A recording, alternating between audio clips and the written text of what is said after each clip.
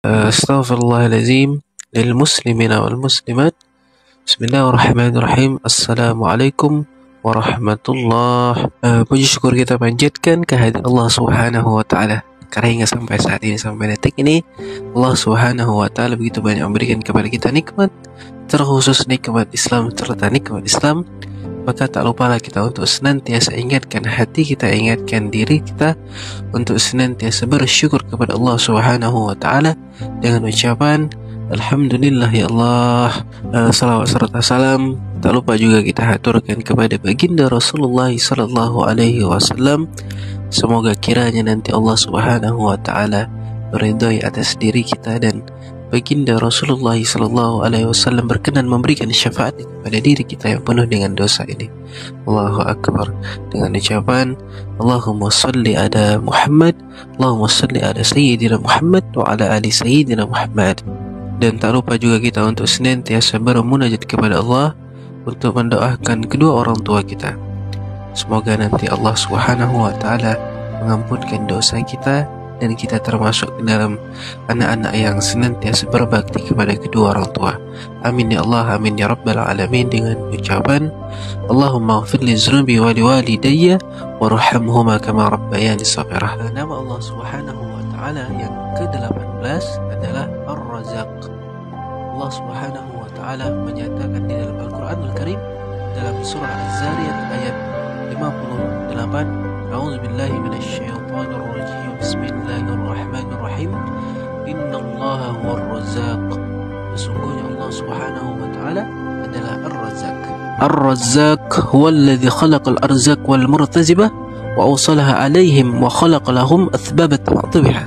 Ar-Razzaq itu artinya dialah yang menciptakan rezeki-rezeki dan menciptakan orang-orang yang menerima rezeki dan menyampaikan rezeki itu kepada mereka, dan dia pula yang menciptakan kepada mereka sebab-sebab untuk datangnya rezeki itu. Maka demikianlah arti nama Allah Subhanahu wa taala Ar-Razzaq secara lengkap, karena secara ringkasnya biasa kita sebut dengan yang Maha Pemberi rezeki. Allah Subhanahu wa taala berfirman di dalam Al-Qur'anul Karim pada surah Ar-Rum ayat 40, A'udzu billahi minasyaitonir rajim. Bismillahirrahmanirrahim. Allahul ladzi khalaqakum thumma razaqakum. Allah Subhanahu wa taala menciptakan kalian dan kemudian Allah Subhanahu wa taala pula yang memberikan rezeki kepada kalian itu. Maka jelas sudah bahwa Allah Subhanahu wa taala yang menciptakan kita, kemudian Allah pula yang memberikan rezeki kepada kita. Dan lagi firman Allah Subhanahu wa taala di dalam Al-Qur'anul Karim pada surah Hud, A'udzu billahi minasyaitonir rajim. Bismillahirrahmanirrahim.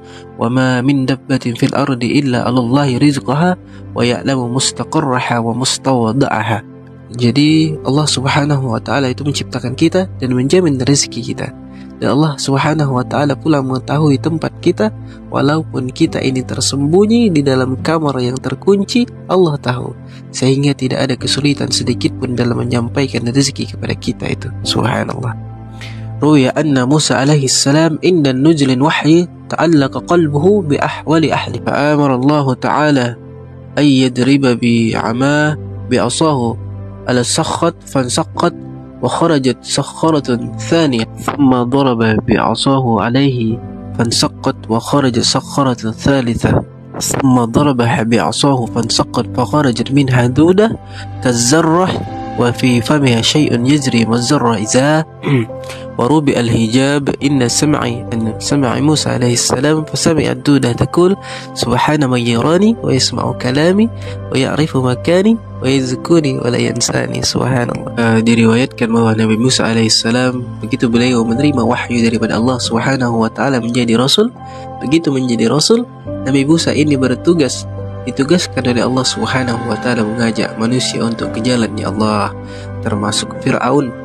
Nah, di situ Nabi Musa ada kerisauan tentang anak istrinya karena waktu dan tenaga habis semuanya dicurahkan untuk berdakwah mengajak manusia di jalan Allah Subhanahu wa taala. Nah, di saat itu Nabi Musa alaihissalam diperintahkan oleh Allah Subhanahu wa taala, "Wahai Musa," kata Allah, "pukullah tongkatmu itu kepada batu yang besar." Kemudian dipukul Nabi Musa batu yang besar itu dengan tongkat, kemudian batunya pecah. Ternyata di dalam batu itu ada batu lagi. Kemudian dipukul Nabi Musa alaihissalam batu yang kedua, kemudian pecah, ternyata masih ada lagi batu. Dan kemudian Nabi Musa alaihissalam memukul batu yang ketiga, kemudian pecah, ternyata ada ulat. Di mulut ulat itu ada makanan, Masya Allah. Nah, Nabi Musa alaihissalam diberikan oleh Allah subhanahu wa ta'ala mukjizat untuk mendengarkan apa bunyi suara daripada ulat itu. Nah, ulat itu bersuara dan Nabi Musa alaihissalam mengerti apa bunyi suara ulat itu. Ujar ulat itu, Subhana man yarani wa yasma'u kalami. Maha suci Allah subhanahu wa ta'ala yang melihat aku, yang mendengar perkataanku dan tahu tempat tinggalku dan mengingat aku, tidak melupakanku. Subhanallah. Ulat itu letaknya di dalam lapisan batu dan ternyata ada makanan di dalam mulutnya. Nah, setelah kejadian ini Nabi Musa sadar, jangankan anak istriku yang hidup di tengah-tengah kampung masyarakat, ini ulat yang ada di lapisan batu, ada makanan di mulutnya. Apalagi anak istriku yang hidup di tengah-tengah kampung masyarakat, tidak mungkin Allah subhanahu wa ta'ala biarkan mereka kelaparan karena aku sibuk dengan dakwahku ini. Maka hal demikian itu menguatkan hati Nabi Musa untuk senantiasa berdakwah di jalan Allah subhanahu wa ta'ala. Karena Allah subhanahu wa ta'ala yang menciptakan ulat, Allah subhanahu wa ta'ala memberikan rezeki kepada ulat itu, dan Allah subhanahu wa ta'ala yang menyampaikan sebab datangnya makanan itu kepada ulat. Maka inilah hal yang menguatkan hati kita untuk senantiasa menyerahkan urusan rezeki sepenuhnya kepada Allah subhanahu wa ta'ala. Nah, apabila kita sudah beriman, kita sudah percaya bahwa Allah subhanahu wa ta'ala memiliki nama Ar-Razzaq ini yang sudah dijelaskan oleh Allah subhanahu wa ta'ala di dalam Al-Quran Al-Karim, maka akan melahirkan sikap bagi kita. Apa sikap yang akan kita dapat? Alla yantazila rizqa illa minallah wa la yatawaqqala fihi illa Allah Ta'ala. Kalau kita sudah beriman kepada Allah subhanahu wa ta'ala yang memiliki nama Ar-Razzaq, maka akhlak yang muncul di dalam hati kita, maka kita tidak akan menunggu, menanti atau mengharapkan rezeki, melainkan hanya daripada Allah subhanahu wa ta'ala. Artinya berserah diri, menyerahkan sepenuhnya perihal urusan rezeki hanya kepada Allah, hingga kita hanya menunggu lewat apa Allah subhanahu wa ta'ala menyampaikan rezeki itu kepada kita. Apakah itu dari sehat kita, hati kita, usaha kita, rezeki dari sipulan bin sipulan atau lain sebagainya. Karena Allah subhanahu wa ta'ala itu menciptakan rezeki, menyampaikan rezeki, dan membuatkan sebab-sebab datangnya rezeki itu kepada kita. Subhanallah. Karena percuma kita menunggu rezeki itu dari sipulan bin sipulan, percuma kita mengharapkan rezeki dari dagang kita, dari usaha kita. Kalau sudah jelas yang memberikan itu adalah Allah, maka berharaplah kepada Allah subhanahu wa ta'ala. Maka hendaknya demikianlah hati kita ini perihal urusan rezeki, tawakal, menyerahkan sepenuhnya persoalan rezeki itu kepada Allah subhanahu wa ta'ala. Manusia dalam hal tawakal, berserah diri kepada Allah subhanahu wa ta'ala perihal rezeki, terbagi menjadi 3 kelompok. Yang pertama, manusia yang belum sampai derajatnya kepada tawakal, karena dia sudah tahu bahwa Allah subhanahu wa ta'ala menciptakan rezeki, dia sudah tahu bahwa Allah subhanahu wa ta'ala menyampaikan rezeki, tapi belum sampai dia kepada derajat tawakal itu. Maka dia hanya berpegang kepada sebab, lupa kepada Allah subhanahu wa ta'ala. Contohnya, hanya berpegang kepada usaha. Ujarnya, kalau tidak usaha maka tidak hidup, tidak makan, tidak dapat rezeki. Tidak usaha, kita tidak dapat duit. Hanya berpegang kepada sebab, menuhankan usaha, namun tidak sadar dan lupa ia kepada Allah subhanahu wa ta'ala yang memiliki nama Ar-Razzaq. Banyak orang yang berusaha, berdagang, mati-matian dagang dipegangnya, seolah-olah dagangnya itu sumber datangnya rezeki, namun ternyata rezeki itu datang di luar hasil dagangnya. Masya Allah. Begitulah Allah subhanahu wa ta'ala yang menunjukkan satu bukti dari sekian banyaknya bukti Allah subhanahu wa ta'ala mendatangkan rezeki kepada kita.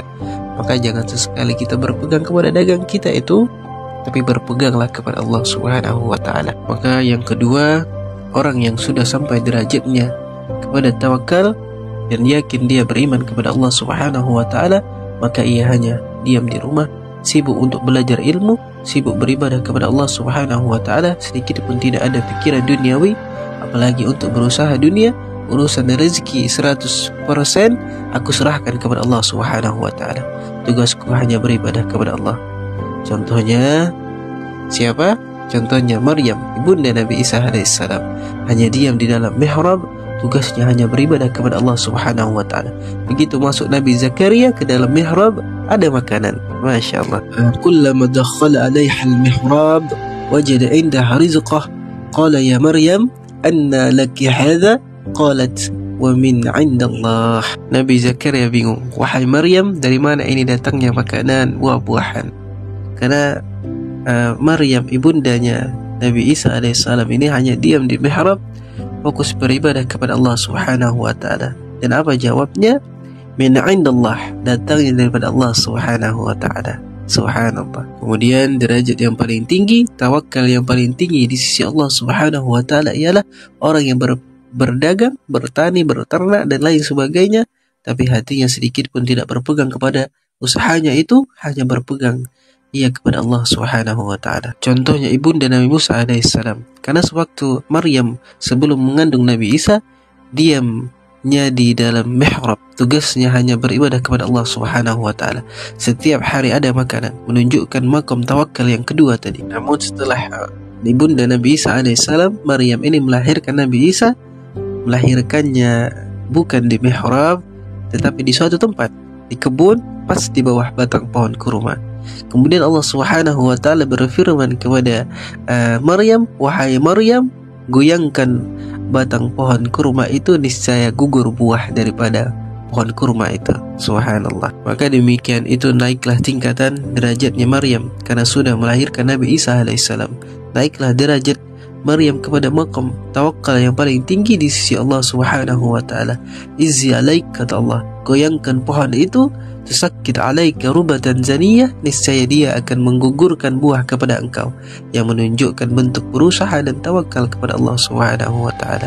Maka silahkanlah bertani, silahkanlah berdagang, silahkanlah berternak atau usaha lain sebagainya, dan jangan sampai usaha kita itu membuatkan kita lupa kepada Allah Subhanahu wa taala, dan jangan sampai usaha kita itu membuatkan kita lalai untuk beribadah kepada Allah Subhanahu wa taala, apalagi sampai berani melanggar hukum-hukumnya Allah. Nah, kemudian kita akan mendapatkan buah iman karena kita beriman kepada Allah Subhanahu wa taala yang bernama Ar-Razzaq ini. Apa yang kita dapatkan?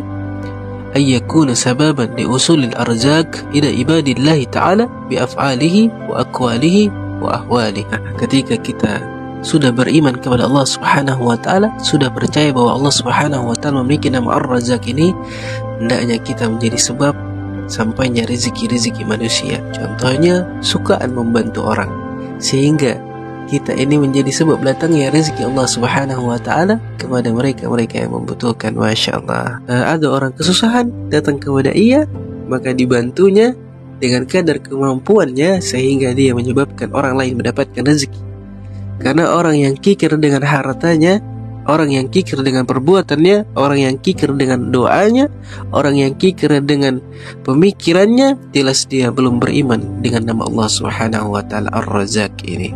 Semoga kita semua ini mudah-mudahan diberikan oleh Allah Subhanahu wa taala hidayah dan taufik, sehingga kita semua ini bisa mengamalkan ilmu-ilmunya Allah, dan kita bisa menjadi orang-orang yang beriman kepada Allah dengan namanya Ar-Razzaq ini, dan senantiasa untuk mengingatkan hati kita dan bermunajat kepada Allah Subhanahu wa taala supaya Allah Subhanahu wa taala membantu kita menjauhkan kita daripada rezeki-rezeki yang tidak baik, sehingga kita bisa untuk senantiasa memperbanyak usaha dan juga bertawakal kepada Allah Subhanahu wa taala, menyerahkan sepenuhnya urusan rezeki dan pintu-pintu rezeki itu daripada Allah Subhanahu wa taala. Amin ya Allah, amin ya rabbal alamin. Dan kemudian salah satu contoh dari sekian banyaknya sabda Rasulullah SAW perihal rezeki, maka perbanyaklah beristighfar kepada Allah Subhanahu wa taala. Astaghfirullahal azim alladzi la ilaha illa huwal hayyul qayyum wa atubu ilaih. Jangan lupa untuk senantiasa bersalawat kepada baginda Rasulullah SAW, dan perbanyaklah menyebut nama Allah Ar-Razzaq ini. Ya Allah ya Razzaq, ya Allah ya Razzaq, ya Allah ya Razzaq.